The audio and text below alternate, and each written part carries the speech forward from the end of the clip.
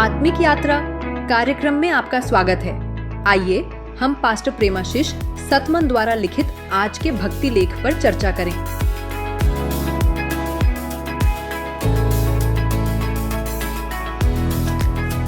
Praise the Lord. आज हम pastor प्रेमाशीष सतमन के लेखन पर आधारित एक अहम विषय पर थोड़ी गहराई से बात करने वाले हैं। विषय है प्रचुर अनुग्रह की शक्ति। और देखिए, जो सामग्री हमारे पास है वो एक बहुत ही बुनियादी सवाल खड़ा करती है कि क्या हम वाकई असल में परमेश्वर के उस प्रचुर अनुग्रह की शक्ति का अनुभव कर रहे हैं जिसकी बातें हम अक्सर सुनते हैं।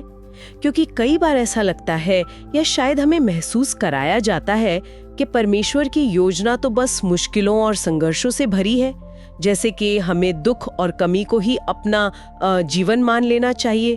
पर क्या ये सच है? क्या स्रोत यही कहता है? हाँ, ये सवाल बहुत महत्वपूर्ण है क्योंकि ये हमारी उम्मीदों को, हमारी अपेक्षाओं को दिशा देता है।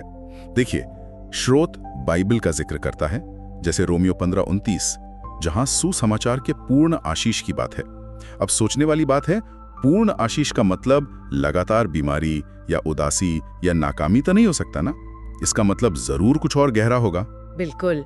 और 2 कुरिन्थियों 9:8 भी तो यही कहता है कि परमेश्वर हमें हर तरह का अनुग्रह बहुतायत से दे सकता है ताकि हमारे पास हमेशा हर हाल में सब कुछ जरूरत भर का हो, बल्कि उससे ज्यादा हो, हर अच्छे काम के लिए। अगर ऐसा है, परमेश्वर की इच्छा ये है, तो फिर ये अनुभव इतना आम क्यों नहीं है? मतलब रुकावट कहाँ है? क्या लगता है? स्रोत के हिसाब से देखें तो एक बड़ी वजह शायद अनुग्रह शब्द को समझने में है। हम अक्सर अनुग्रह को सिर्फ परमेश्वर की दया समझ लेते हैं या वो मेहरबानी जो बिना मांगे मिल गई। लेकिन ये लेखन कहता है कि अनुग्रह इससे कहीं ज्यादा है। ये हमारे जीवन में परमेश्वर की सक्रिय सशक्त उपस्थिति है। ये वो दैवीय क्षमता है, वो ताकत है जो हमें वो करने की शक्ति देती है जो हम अपनी ताकत से कभी नहीं कर सकते। अच्छा, तो ये सिर्फ कोई विचार या सिद्धांत नहीं, बल्कि एक काम करने वाली शक्ति है। ये तो काफी दिलचस्प है। इसका मतलब तो ये हुआ कि अनुग्रह का अनुभव करना मतलब कमी या बीमारी को बस सह लेना नहीं है, बल्कि जैसा 2 कुरिन्थियों 9:8 में कहा गया है, हर चीज में हर समय पर्याप्तता का अनुभव करना है और हर अच्छे काम के लिए बहुतायत। ये सोच तो बिल्कुल अलग है। बिल्कुल बिल्कुल। और रोमियो 5:17 इस बात को और साफ करता है। वहां लिखा है कि जो लोग अनुग्रह और धार्मिकता का दान बहुतायत से पाते हैं, वे एक व्यक्ति यानी यीशु मसीह के जरिए जीवन में राज्य करेंगे। अब ये शब्द देखिए, जीवन में राज्य करेंगे। स्रोत पूछता है, इसका क्या मतलब है? जाहिर है, इसका मतलब हार मान लेना तो नहीं है या परिस्थितियों के गुलाम बने रहना भी नहीं है। इसका मतलब है शासन करना, नियंत्रण रखना, फलना फूलना, कामयाब होना। ये एक सक्रिय भूमिका है, निष्क्रिय नहीं।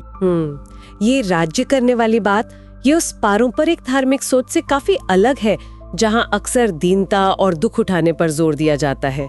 तो स्रोत इस फर्क को कैसे समझाता है? स्रोत इसे हमारी पहचान से जोड़ता है, मसीह में हमारी नई पहचान से।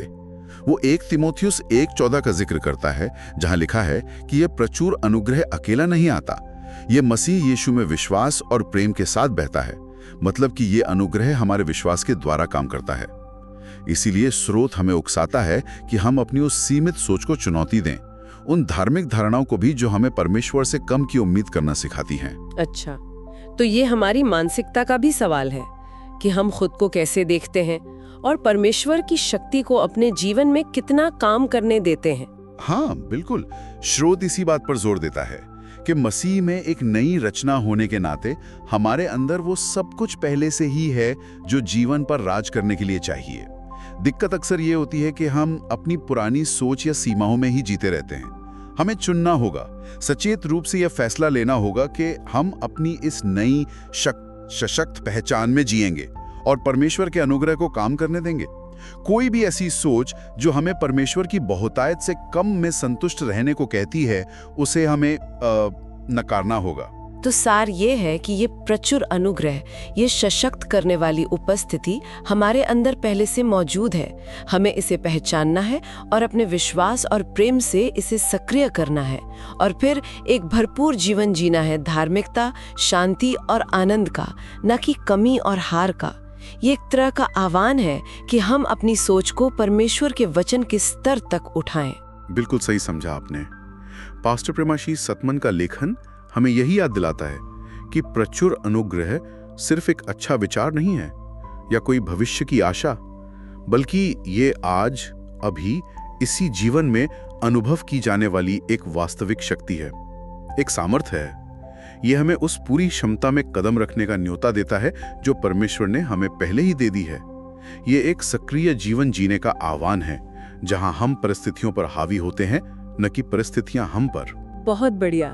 तो आखिर में हमारे सुनने वालों के लिए ये सोचने का एक बिंदु हो सकता है, क्या मेरे जीवन में कोई ऐसी सोच, कोई ऐसी सीमा बांधने वाली धारणा है जिसे मुझे आज छोड़ने की जरूरत है, ताकि मैं परमेश्वर के इस प्रचुर सशक्त करने वाले अनुग्रह को पूरी तरह से जी सकूं और वाकई जीवन में राज्य कर सकूं। आज आत्मिक यात्रा कार्यक्रम को सुनने के लिए धन्यवाद, जहां हम हर दिन परमेश्वर के वचन पर चर्चा करते हैं। अगर आज का कार्यक्रम आपके लिए आशीषकारी रहा हो तो इसे अपने परिवार और मित्रों के व्हाट्सएप ग्रुप में जरूर साझा करें। कल फिर मिलेंगे। धन्यवाद।